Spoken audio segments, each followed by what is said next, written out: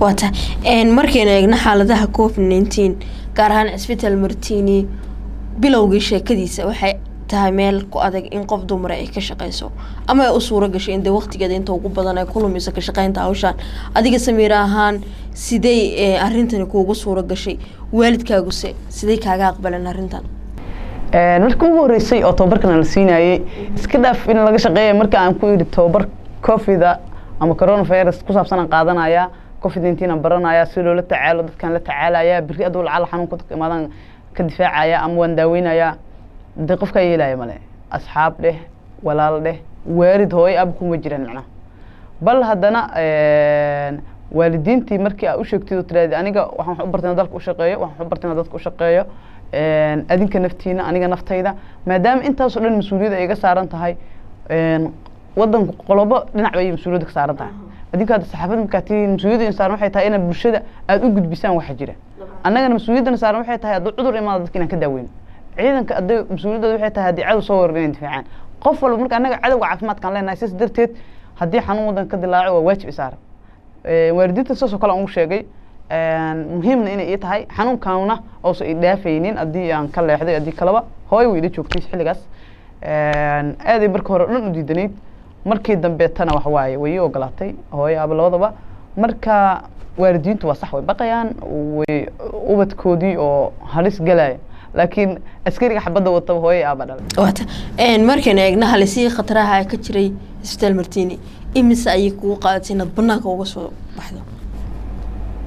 halistii ka jirtay meesha macnaa intii markii uu bilaabmay cudurku durtadiiba kiisasku si istaba joogay iskaga soo daba dhacay sidaan ka warqabno wadankeenu waa wadan aad u yar ma lahayn meelo aad u fara badan oo fidsan dadkana lagu kala ilaaliyo isbitaal Martini waxay ahayd meesha kaliya culayska inta ugu badan uu ku dhacay marka maadaama aad kamid ahayd dadkii lagu bilaabay shaqadan muddo intee leega ay inaad banaanka hawsha ka timaado kugu qaadatay horta markii anigu marina xarunta karantiilka ka shaqo bilaabay كويتم كقف مركا قبلني أسبوع هين أسبوع مركان هيني معناها كو حلقة قاعدة بارتان هذانا أسبوع كدي بارتان كان يقول علي كويتم كهالويلو كبدا حنا نقضي بوستيف ويلك بوستيف ممكن نقضي حين نقطي بوستيف مدام وياي كرانتيل مركوفك كدي وحلو جيا ايسوليشن سنتر حرمتي لوجو داوين لها داوين waxaa u gudbinay Martini kiis ku horeeyay oo karantiilka laga soo qaaday oo boostiif Martini markii ay geynay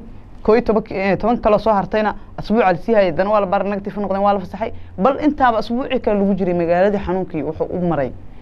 wuxuu u galaseen caadihin isla markiiba waxa nagala wacay March 19 xagan ka shaqo bilawnay April bilowgeedina waxa nagala wacay isla Martini nagu yiri wayna shaqaysiin dadkiina u shaqaysiin oo shaqadan agashin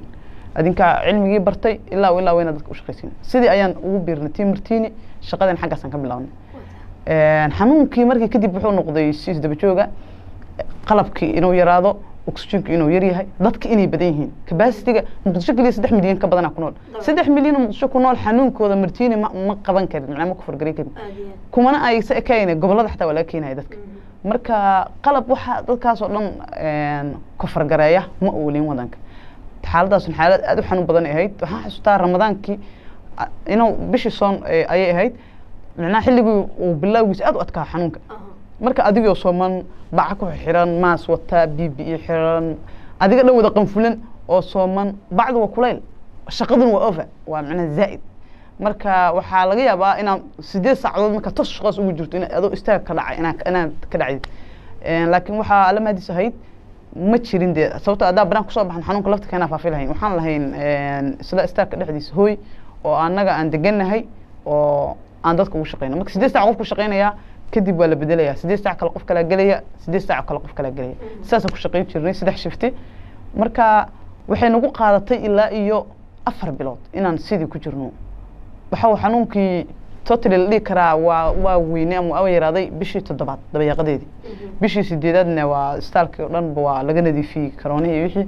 wixii ka dambeeyay shaqo caadi lagu laabtay inkastoo weeyf kala lahaa ilaa 3 weeyf hadda marayna 3 tooko ayuu soo laabtay covid kuma ekaankii hore oo kaliya marka sidaas ilaa iyo dhowr bilood ugu qaadatay marka in aan hawshaas dhan ka soo farxay waa tahay markii ay ku suura gashay in isbitaalka aad ka soo samato baxdo oo xanuunka uu yaraaday bal ka waran bulshadaadii iyo dadka caadiga ula dhaqmi jirtay markii aad ku soo laabatay is aaminkii dhexdeena ah iyo waxyaalihii lagu weydiin jiray xilligaas